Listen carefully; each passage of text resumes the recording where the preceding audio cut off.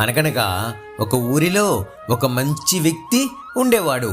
కానీ అతను అమాయకుడు. అతనికి ఏది కలిసి వచ్చేది కాదు. నాకు ఏమీ కలిసి రాదు.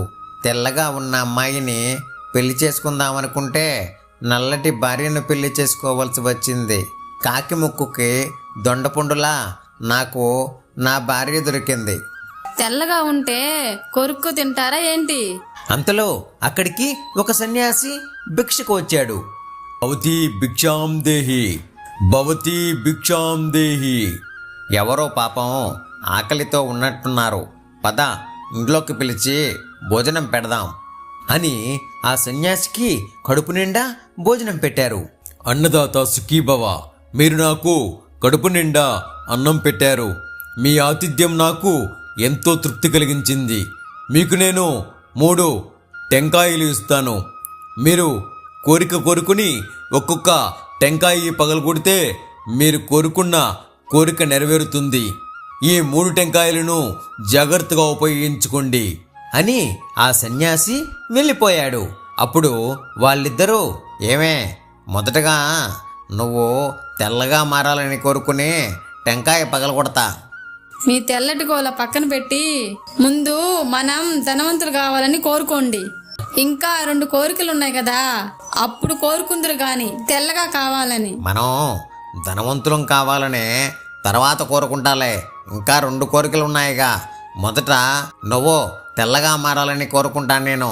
టెంకాయ, నా భార్య తెల్లగా మారిపోవాలి అందంగా అని టెంకాయ పగలగొట్టాడు. వెంటనే అతని భార్య తెల్లగా అందంగా మారిపోయింది. అది చూసిన అతను, ఇప్పుడు నువ్వు ఎంత అందంగా ఉన్నావో చూడు. రేపు ఇంకొక టెంకాయ పగలగొట్టి ధనవంతులు కావాలని కోరుకుందాం. సరే, నేను సంతకి వెళ్ళి వస్తాను, నువ్వు ఇంట్లో జాగ్రత్త అని అతను సంతకు వెళ్ళాడు. అతను అలా బయటకు వెళ్ళగానే ఆమె ఇంటి బయట నిల్చుని పక్కింటి వాళ్ళతో మాట్లాడుతుంది. ఆ రాజ్యంలో రాజు కామాంధుడు. అతను అప్పుడప్పుడు ఆ ఊరిలో తిరగడం, ఆ రాజుకు నచ్చిన ఆడవాళ్లను బలవంతంగా ఎత్తుకెళ్ళి పెళ్లి చేసుకునేవాడు. అలాంటి ఆ రాజు ఆ రోజు వీళ్ళ ఇంటి వైపు వెళ్తున్నాడు. అలా వెళుతున్న ఆ రాజు ఈమెను చూసి, ఎవరి అందగత్య, నేను ఎప్పుడూ చూడనే లేదు. ఎలాగైనా ఈమెను పొందాలి. అలా ఆమెను ఆ గుర్రంపై వేసుకుని బలవంతంగా ఎత్తుకెళ్ళాడు.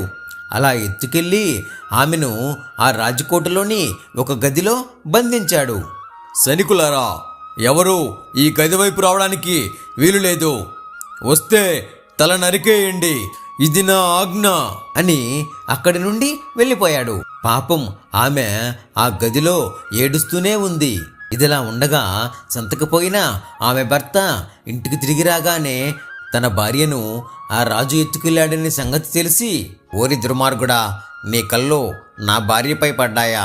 నేను నిన్ను ఏమీ చేయలేననుకున్నావుగా, ఉండు, ఇప్పుడే నీ సంగతి చెబుతా అని లోపలికి వెళ్ళి టెంకాయ తీసుకుని, టెంకాయ, ఇప్పుడే నా భార్య ఎలుగుబంటిగా మారిపోవాలి అని టెంకాయ పగలగొట్టాడు.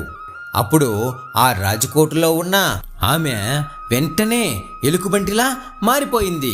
ఆ ఎలుగుబంటిగా మారిన ఆమె అరుస్తూ ఆ గదిలో అటు ఇటూ తిరుగుతూ ఉంది. ఇంతలో ఆ రాజు ఆ గదిలోకి వెళ్ళడానికి అక్కడకు వచ్చాడు. అబ్బా, ఈరోజు ఈమె అందాన్ని తనివి తీరా ఆస్వాదించాలి. సైనికులారా, ఎటువంటి అరుపులు వచ్చినా ఇటువైపు ఎవ్వరూ రావద్దు, ఇది నా ఆజ్ఞ అని లోపలికి వెళ్ళగానే, ఓర నాయనో, ఎలుకబంటి ఎక్కడ? ఆ అందగెత్త లేకుండా ఎలుకబంటి ఎలా వచ్చింది? ఓయమ్మో, ఓర నాయనో, తలుపు తీయండ్రా రే, ఎవరన్నా తలుపు తీయండ్రా నాయన, ఎంత పిలిచినా రారేంట్రా రే సైనికులారా, తలుపు తీయండ్రా.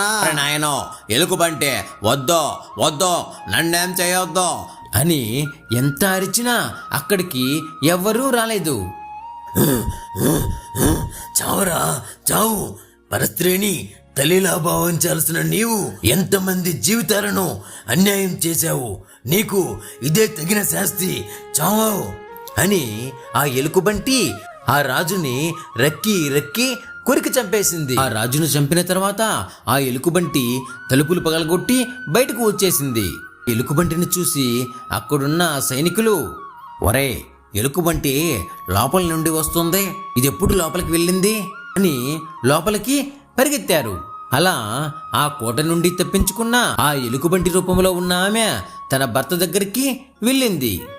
అది చూసిన ఆమె భర్త, అయ్యో, నీకో ఇలాంటి పరిస్థితి వచ్చింది, ఇదంతా తెల్లగా మారడం వల్లనేగా, నల్లగా ఉన్నప్పుడే ఎంతో సంతోషంగా ఉండేవాళ్ళం మనం అని లోపలికి వెళ్ళి ఆ చివరగా ఉన్న 3వ టెంకాయ తీసుకువచ్చాడు. టెంకాయ, నా భార్య పూర్వం ఎలా ఉందో అలాగే మారిపోవాలి అని ఆ 3వ టెంకాయని పగలగొట్టాడు. వెంటనే ఆమె పూర్వంలా మారిపోయింది. ఉన్నదాంతో తృప్తి పడాలి, కానీ లేని దానికోసం పాకులాడితే ఇలాంటివే జరుగుతాయి. ఈ వీడియో మీకు నచ్చినట్లయితే తప్పకుండా లైక్ చేయండి, షేర్ చేయండి, సబ్స్క్రైబ్ చేయండి.